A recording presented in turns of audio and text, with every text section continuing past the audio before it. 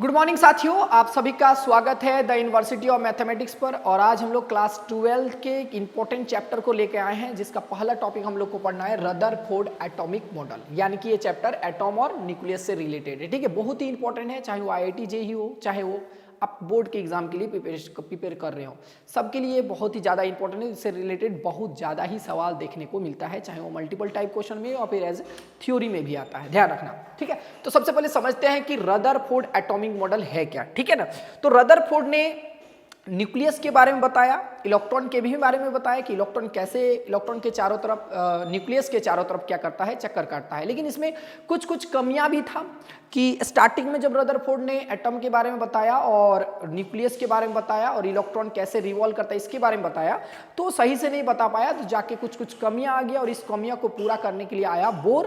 तो जिसको अगला टॉपिक हम लोग पढ़ेंगे बोर्स थ्योरी। ठीक है, तो बोर ने क्या क्या बताया वो भी बताएंगे। इसको हम लोग पहले समझते हैं कि रदरफोर्ड एटॉमिक मॉडल है क्या, कि इन्होंने क्या क्या बताया। उसके बाद हम लोग समझेंगे कि इनमें क्या क्या कमियां था जो बोर ने आके क्या किया, दूर किया। तो अगला पार्ट आप लोग को बोर्स थ्योरी से रिलेटेड होने वाला है। ठीक है, तो ध्यान से ये चीज को समझते हैं सबसे पहले कि रदरफोर्ड एटॉमिक मॉडल क्या होता है। देखो, तो क्या किया, ध्यान समझना कि रदरफोर्ड ने पहले समझा लेते बढ़िया से। ठीक है ना, तो रदरफोर्ड ने क्या बताया कि रदरफोर्ड ने बताया कि सोने के पत्थर पर, है ना, सोने के पत्थर बोलो या फिर गोल्ड एटम बोलो, तो गोल्ड एटम हम ले लेते हैं, गोल्ड एटम। ठीक है ना, तो गोल्ड एटम में क्या किया, रदरफोर्ड ने गोल्ड एटम में अल्फा पार्टिकल को पास कराया। किसको पास कराया? अल्फा पार्टिकल को, है ना। तो रदरफोर्ड ने एक सोने के पत्थर पर अल्फा पार्टिकल को पास कराया, अल्फा पार्टिकल को आघात कराया, है ना। आघात बोलते हैं हिंदी से, ध्यान रखना इस बात को। ठीक है ना, बड़ा खतरनाक वर्ड है आघात। ठीक है, देखो, तो रदरफोर्ड ने गोल्ड एटम पर अल्फा पार्टिकल को क्या कराया, पास कराया। तो जब अल्फा पार्टिकल को पास कराया तो इनमें बहुत सारी बातें निकलकर सामने आया। ठीक है, तो वो एक एक करके बता रहे, ध्यान समझना। तो रदरफोर्ड ने जैसे अल्फा पार्टिकल को पास कराया तो उन्होंने देखा कि most of the alpha particle तो था, ज्यादा से ज्यादातर, अगर मान लो हम 8000 अल्फा पार्टिकल की बात करें तो लगभग 90% अल्फा पार्टिकल जो ऐसे था जो इस एटम से क्या कर जा रहा था, वो क्रॉस कर जा रहा था। ऐसे गया सीधा पार हो गया, ऐसे गया सीधा पार हो गया, ऐसे गया सीधा पार हो गया, ऐसे समझो सीधा पार हो गया। बात समझो, ज्यादा से ज्यादा अल्फा पार्टिकल क्या हो रहा था, गया, पार हो जा रहा था। समझ में आया ये बात? तो रदरफोर्ड ने जैसे ही अल्फा पार्टिकल को गोल्ड एटम से पास कराया तो ज्यादा से ज्यादा अल्फा पार्टिकल क्या कर रहा था, इस एटॉम को क्रॉस कर जा रहा था। तो जैसे क्रॉस कर गया तो इन्होंने ये बताया कि इसका मतलब ये हुआ कि जो एटम होता है, एटम ज्यादातर भाग क्या होता है, खोखला होता है। ज्यादातर भाग क्या होता है बोलो, खोखला होता है। पहला पॉइंट तो ये बता दिया कि most of the part of alpha particle is empty, कि मोस्ट ऑफ अल्फा पार्टिकल क्या होता है, इम्पेटी होता है, खाली होता है। तो जैसे रदरफोर्ड ने अल्फा पार्टिकल को पास कराया तो ज्यादा से ज्यादा अल्फा पार्टिकल क्या कर रहा, सीधे गया गया गया गया, सीधे पार हो रहा। तो जब सीधे पार हो गया तो इन्होंने ये बता दिया कि अल्फा पार्टिकल का ज्यादा से ज्यादा भाग क्या होता है भाई, खोखला होता है। पहला पॉइंट तो ये बता दिया। दूसरा बताया, पहला पॉइंट समझ में आ गया। दूसरा पॉइंट बताया कि जैसे ही अल्फा पार्टिकल को पास कराया तो लगभग 0.40% जो अल्फा पार्टिकल था, 0.40% अल्फा पार्टिकल जो था वो लगभग 1 डिग्री या 1 डिग्री से ज्यादा एंगल से क्या कर जा रहा था, बोलो डिफ्लेक्ट कर जा रहा था। मतलब ऐसे गया और ऐसे वापस आ रहा था, है ना, 1 डिग्री से ज्यादा, ऐसे गया ऐसे वापस आ रहा था। क्या बात समझ में आया? इस तरह से हम लोग एंगल मेजर करेंगे, है ना। तो 1 डिग्री से ज्यादा एंगल से क्या कर जा रहा था, ब्लू डिफ्लेक्ट कर जा रहा था। तो इससे यह निष्कर्ष निकाला, रदरफोर्ड ने यह बताया कि इसका मतलब ये हुआ कि जो हमारा एटम है, एटम का ज्यादातर भाग तो खोखला होता है, लेकिन एटम के बीचों बीच, कहीं ना कहीं बीचों बीच एटम का सारा मास, एटम का सारा मास और सारा का सारा पॉजिटिव चार्ज क्या करता है, एग्जिस्ट करता है, जिसे न्यूक्लियस कहा जाता है। क्या कहा जाता है बोलो, न्यूक्लियस कहा जाता है। बात समझ में आ गया? क्या कहा जाता बोलो, न्यूक्लियस कहा जाता है। पहला पॉइंट समझ में आ गया? पहला पॉइंट ध्यान सुनो। पहला पॉइंट बोला कि जैसे ही रदरफोर्ड ने गोल्ड एटम में अल्फा पार्टिकल को पास कराया तो ज्यादा से ज्यादा अल्फा पार्टिकल बिना कोलिजन के क्या हो गया बोलो, पार कर गया। ज्यादा तो पार हो गया। अरे यार पार हो गया, इसका मतलब क्या, what do you mean by this पार होना? पार होने का मतलब है कि most of the part is empty, कि ज्यादा से ज्यादा अल्फा पार्टिकल एटम का जो है मैक्सिमम पार्ट क्या है बोलो खोखला। दूसरा पॉइंट में कि जैसे ही अल्फा पार्टिकल को पास कराया, जैसे हम बोले अगर हम मान लो 1000 अल्फा पार्टिकल पास कराए तो उनमें से लगभग 10 अल्फा पार्टिकल ऐसे थे जो क्या हुआ कि 1 डिग्री या 1 डिग्री से ज्यादा एंगल से लगभग 0.40% अल्फा पार्टिकल क्या कर रहा था, 1 डिग्री से ज्यादा एंगल से क्या कर रहा था बोलो डिफ्लेक्ट कर जा रहा था। तो इनसे ये बता दिया कि जो एटम होता है, एटम के किसी एक छोटे से जगह पर सारा का सारा मास और सारा का सारा पॉजिटिव चार्ज क्या करता है, एग्जिस्ट करता है, जिसे क्या कहा जाता है बोलो न्यूक्लियस कहा जाता है। एक और केस देखने को मिला कि जैसे हम अगर 8000 अल्फा पार्टिकल पास करा रहे हैं तो 8000 अल्फा पार्टिकल में से लगभग एक अल्फा पार्टिकल जो है, कितना अल्फा पार्टिकल, एक अल्फा पार्टिकल जो है 90 डिग्री के ज्यादा एंगल से क्या कर जा रहा था बोलो डिफ्लेक्ट कर जा रहा था। तो इसका मतलब ये हुआ कि बिना कोलिजन के डिफ्लेक्ट हो जा रहा था। तो इससे ये निष्कर्ष निकाल लिया कि इसका मतलब इन दोनों के बीच में अगर यहाँ पॉजिटिव चार्ज है तभी ना अल्फा पार्टिकल को पास कराए, तो पॉजिटिव में जाके कौन सा फोर्स होता है, रिपल्सन फोर्स, और बिना टकराए वो क्या कर गया, रिपेल कर गया। बात समझ में आ गया। इसके अंदर कौन सा फोर्स होगा, इलेक्ट्रोस्टैटिक फोर्स होगा, ये भी बताया। अच्छा, पहला पॉइंट समझ में आ गया कि ज्यादा से ज्यादा अल्फा पार्टिकल जैसे एटम से पास कराए तो सीधे पार हो गया। इससे निकला कि एटम का ज्यादातर भाग क्या होता है बोलो खोखला होता है। ठीक है, ज्यादातर भाग क्या होता है बोलो खोखला होता है। ठीक है, लगभग 0.40% जो है अल्फा पार्टिकल कितना, 1 डिग्री या 1 डिग्री से ज्यादा एंगल से क्या कर जाता बोलो डिफ्लेक्ट कर जा रहा था। इससे ये पता चला कि एटम के किसी छोटे जगह पर क्या होगा, सारा का सारा मास और सारा का सारा पॉजिटिव चार्ज होगा, जिसे न्यूक्लियस कहा जाता है। अच्छा, 8000 में से एक अल्फा पार्टिकल जो है, ठीक है ना, 8000 में से एक अल्फा पार्टिकल कितना डिग्री, 90 डिग्री से ज्यादा एंगल पर क्या कर जा रहा था बोलो डिफ्लेक्ट कर जा रहा था। बात समझ में आ गया। उसके बाद बताया, देखो तीसरा पॉइंट भी बता दिया। चौथा पॉइंट क्या था, ध्यान समझना। चौथा पॉइंट बताया कि इसका मतलब ये हुआ कि जब एटम का जो न्यूक्लियस है बहुत ही छोटे जगह पर होगा तो जो एटम का साइज है वो एटम का साइज बताया कि लगभग एटम का साइज जो है 10⁻⁻15 मीटर होता है, जो एटम के साइज 10⁻⁻10 मीटर से क्या है, बहुत ही छोटा है। कि ये बात समझ में आ गई। एटम के साइज के बारे में भी बता दिया, किसने, रदरफोर्ड ने। ठीक है, और लास्ट में बताया कि एटम के अंदर कौन सा इलेक्ट्रोस्टैटिक फोर्स वर्क करता है। कौन सा फोर्स, इलेक्ट्रोस्टैटिक फोर्स, में दो चार्जेस के बीच कौन सा फोर्स होता है, रिपल्सन फोर्स होता है। ठीक है, या फिर इलेक्ट्रॉन जो है, अगर इलेक्ट्रॉन नाभिक के चारों तरफ घूमेगा, सुनो, इलेक्ट्रॉन नाभिक के चारों तरफ क्या करेगा बोलो, घूमेगा, तो उसमें किसके कारण घूम रहा होगा, इलेक्ट्रोस्टैटिक फोर्स के कारण घूम रहा होगा। ये चीज भी बताया, किसने, रदरफोर्ड ने। समझ में आ गया। तो ये कुछ बातें थी जो रदरफोर्ड ने बताया। पहला बताया कि एटम का ज्यादातर भाग क्या होता है बोलो खोखला होता है। एटम के किसी छोटे जगह पर सारा का सारा पॉजिटिव चार्ज और सारा का सारा मास होता है, जिसे एटम का न्यूक्लियस कहा जाता है। ठीक है ना। और क्या बताया कि लगभग 8000 में से एक अल्फा पार्टिकल 90 डिग्री से ज्यादा एंगल से क्या कर जाता था, डिफ्लेक्ट कर जा रहा था। और कुछ ऐसे अल्फा पार्टिकल हो जब हम सीधे पास करा रहे थे तो कुछ 1 डिग्री से ज्यादा एंगल से क्या हो जा रहा था बोलो पास हो, जैसे जैसे करीब लेके आए तो 1 डिग्री से ज्यादा एंगल से क्या हो जा रहा था बोलो डिफ्लेक्ट हो जा रहा था। और इसी से बताया कि एटम के एक छोटे जगह पर सारा का सारा मास और सारा का सारा पॉजिटिव चार्ज क्या करता है, एग्जिस्ट करता है, जिसे एटम का न्यूक्लियस कहा जाता है। एटम का साइज 10⁻⁻15 मीटर होता है और एटम के अंदर क्या करता है, इलेक्ट्रोस्टैटिक फोर्स वर्क करता है। ये चीज किसने बताया, रदरफोर्ड ने। चलो ये पूरा समझा दिए, अब हम लोग इसको पढ़ लेते, ध्यान समझना।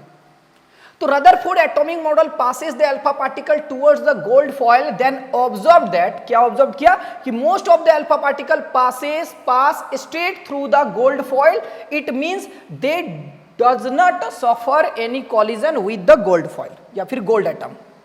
आगे बात समझ में कि ज्यादा से ज्यादा अल्फा पार्टिकल जो है सीधे ही straight through the gold foil, सीधे स्ट्रेट लाइन में क्या हो जा रहा था बोलो पार हो रहा था। It means they does not suffer any collision with the gold atom, मतलब एटम के साथ कोई कॉलिजन नहीं करता है। और इससे ये बता दिया कि एटम का ज्यादातर भाग क्या होता है बोलो खोखला होता है, कि most part of the alpha particle most part of the atom is empty. Clear हुआ बात। दूसरा बोला कि only about 0.40% of incident alpha particle scattered more than 1 degree, कि 0.40% अल्फा पार्टिकल कितना से 1 डिग्री या 1 डिग्री से ज्यादा एंगल से क्या कर जा रहा बोलो डिफ्लेक्ट कर जा रहा था। About 1 alpha particle in every 80,000 alpha particle, है ना, कि लगभग 8000 में से एक अल्फा पार्टिकल कितना डिग्री, 90 डिग्री या 90 डिग्री ज्यादा एंगल से क्या कर जा रहा बोलो डिफ्लेक्ट कर जा रहा था। और इसी से बताया कि रदरफोर्ड के अंदर इलेक्ट्रोस्टैटिक फोर्स काम करता है और एटम मतलब एटम के अंदर इलेक्ट्रोस्टैटिक फोर्स वर्क करता है और एटम के एक छोटे से भाग में क्या होता है, न्यूक्लियस होता है, या फिर सारा का सारा पॉजिटिव चार्ज और सारा का सारा मास एग्जिस्ट करता है, जिसे क्या कहा जाता है बोलो, न्यूक्लियस कहा जाता है। किसने बताया, रदरफोर्ड ने बताया। ठीक है, ध्यान से देखना। अगला स्टेप, अगला क्या बोल रहा है, ध्यान सुना कि every atom consist of tiny centre core. बताया ना कि जो एटम के छोटे से जगह होता है, छोटे से जगह पर क्या बोलते हैं, बहुत ही छोटे जगह पर क्या करता है, सारा का सारा मास और सारा का सारा पॉजिटिव चार्ज क्या करता है बोलो, एग्जिस्ट करता है। उसे क्या कहते हैं बोलो, देखो ध्यान से, एवरी एटम मतलब जितने सारे एटम है, every atom consist of tiny centre core called atomic nucleus. एक बहुत ही छोटा सा सेंटर कोर होता है जिसे क्या कहता है बोलो, एटॉमिक न्यूक्लियस, जहां सारा का सारा पॉजिटिव चार्ज और सारा का सारा मास क्या करता है बोलो, एग्जिस्ट करता है। In which entire positive charge and almost entire mass of the atom are concentrated. बात समझ में आ गया कि सारा का सारा मास और सारा का सारा पॉजिटिव चार्ज क्या करता है लोग, कंसंट्रेटेड करता है। क्लियर है। The size of nucleus of the order of 10 to the power -15 metre. जो न्यूक्लियस का साइज होता है 10 टू द पावर -15 मीटर होता है, which is very small as compare to the size of atom. जो एटम के size से बहुत छोटा होता है। एटम का size 10 to the power -10 metre और न्यूक्लियस का size 10 to the power -15 metre होता है। जो एटम लिखा हुई चीज of the order of 10 to the power -10 metre. ठीक है। और लास्ट में बोला electrostatic force acts inside the atom. Atom के अंदर कौन सा फोर्स एक्ट करता है, इलेक्ट्रोस्टैटिक फोर्स क्या करता है बोलो, एक्ट करता है। ये सारी बातें किसने बताया, रदरफोर्ड ने बताया। क्लियर हुआ बात, देख सकते हैं। ये था रदरफोर्ड मॉडल। ठीक है ना। ये रदरफोर्ड मॉडल का जो अभी डायग्राम जो समझाई, ये डायग्राम यहां पे दिया हुआ है, आप इसको एग्जाम में बना सकते हैं। ध्यान से देखना। अगला में ये है, ये जो पूरा एक्सपेरिमेंट सेटअप था किसका, रदरफोर्ड ने, कि अल्फा पार्टिकल को पास कराया है ना। जैसे ही पास कराया तो किस तरह करके ये क्या किया, स्कैटर्ड किया। 8000 में से एक अल्फा पार्टिकल रिफ्लेक्ट हो जा रहा था। ठीक है ना, मोर देन 90 डिग्री। आ गया बात समझ में। कुछ अल्फा पार्टिकल सीधे चला गया, कुछ पार्टिकल पार हो गया। ये सारी बातें किसने बताया, रदरफोर्ड ने। कैसे एटम, हम पूरा यहाँ पे आप लोगों को डायग्राम में यहाँ पे हम पूरा समझाएं क्या क्या था। ठीक है। नेक्स्ट देखो अगला, ये जो ये भी बना सकते हैं, ये को कोई बना लेना एग्जाम में, और ये एक काम करना, यही बना लेना एग्जाम में। ठीक है। चलो ये भी देख लेना, एक बार स्क्रीनशॉट लेना, हम थोड़ा साइड हो जाते हैं। ठीक है, देख लेना। अब ध्यान सुनना अगला, यहां देखो, जब रदरफोर्ड ने इतनी सारी चीजें बताया तो कुछ कमियां थी। मतलब ऐसा नहीं है कि गलत बताया था, ऐसा मतलब हुआ क्या कि वो सही से कुछ बातें एक्सप्लेन नहीं कर पाया। जैसे एक एग्जांपल देते हैं, जैसे ये रदरफोर्ड ने कहा कि इलेक्ट्रॉन जो है नाभिक के चारों तरफ घूमता है, इतना ही बताया। आगे बात समझ में। ये नहीं बताया कि इलेक्ट्रॉन जो है नाभिक के चारों तरफ कुछ स्पेसिफिक ऑर्बिट में ही चक्कर काटता है, ये आके बोर ने बताई। तो कमी में चला गया। बात समझ में। तो कुछ कमियां थी, मतलब कमियां कहने का मतलब है सही से एक्सप्लेन नहीं किया, इसको कमियां बोल दी। बात समझ में आ गई। तो रदरफोर्ड ने क्या क्या बात बताया, पहला कि एटम का ज्यादातर भाग क्या होता है बोलो, खोखला होता है, पहला पॉइंट बोला। दूसरा पॉइंट बोला था कि जो एटम के एक छोटे से भाग पर क्या होता है, सारा का सारा पॉजिटिव चार्ज और सारा का सारा मास एग्जिस्ट करता है, जिसे क्या कहा जाता है, न्यूक्लियस कहा जाता है। दूसरा पॉइंट। तीसरा पॉइंट बोला कि उसके अंदर जो है क्या है, उसके अंदर इलेक्ट्रोस्टैटिक फोर्स वर्क करता है। इतनी सारी चीजें बताए और भी बताया। देखो ये सब जो है कमियां में आता है। कमियां क्या हुआ है देखो, बोला कि atomic model fail to explain about the stability of the atom. देखो कि एटम के स्टेबिलिटी के बारे में, कि कब एटम स्टेबल होगा, कब एटम स्टेबल नहीं होगा, इसके बारे में बता नहीं पाया। किसने, रदरफोर्ड ने। क्लियर है। नेक्स्ट बोला कि the agreement of electrons in a circular path was not defined. मतलब एग्रीमेंट ऑफ इलेक्ट्रॉन का मतलब ये हुआ कि इलेक्ट्रॉन जो है न्यूक्लियस के चारों तरफ किस पार्टिकुलर ऑर्बिट में घूमेगा, किस में नहीं घूमेगा, और घूमेगा तो कितना इलेक्ट्रॉन घूमेगा, इसके बारे में ठीक से नहीं बता पाया। किसने, रदरफोर्ड ने। क्लियर हुआ बात, जो आके बोर ने आके क्लियर किया। ओके। नेक्स्ट बोला कि when electron revolve would lose energy and finally fall into the nucleus. बोला क्या, देखो ध्यान सुनो। बोला रदरफोर्ड ने कहा कि जब इलेक्ट्रॉन नाभिक के चारों तरफ यानी कि न्यूक्लियस के चारों तरफ चक्कर काटता है, तो चक्कर काटता है और एनर्जी रिलीज करता है। ये किसने बताया, रदरफोर्ड ने बता रहा। क्या रदरफोर्ड बता रहा है कि इलेक्ट्रॉन न्यूक्लियस के चारों तरफ चक्कर काट रहा है, एनर्जी रिलीज कर रहा है। बोलो हाँ, घुमा कहां गिर गया, न्यूक्लियस में। ये बोल रहा है किसने, रदरफोर्ड, कि जब इलेक्ट्रॉन न्यूक्लियस के चारों तरफ घूमता है तब एनर्जी का रिलीज करता है, और जब एनर्जी खत्म हो जाता है तो कहां गिर जाता है? न्यूक्लियस में गिर जाता है। ये किसने बताया? रदरफोर्ड ने, जो कि गलत था। बाद में बोर ने आके समझाया कि ऐसा नहीं होता भाई, ऐसा नहीं होता है। इलेक्ट्रॉन जब न्यूक्लियस के चारों तरफ चक्कर काटता है तो एनर्जी रिलीज नहीं करता है। इलेक्ट्रॉन तब एनर्जी रिलीज करता है जब यह हायर ऑर्बिट से लोअर ऑर्बिट में कूदता है, यानी कि जंप लगाता है। कहां से? ऊपर से नीचे आता है तो एनर्जी रिलीज करता है, और जब नीचे से ऊपर जाता है तो एनर्जी ऑब्जॉर्ब करता है। ये चीज किसने बताया? बोर ने। ठीक से एक्सप्लेन किया, जो कि कमियां में चला गया। बाद में पता चला ना, स्टार्टिंग में तो ठीक ही था। आगे बात समझ में, मैटर क्या है?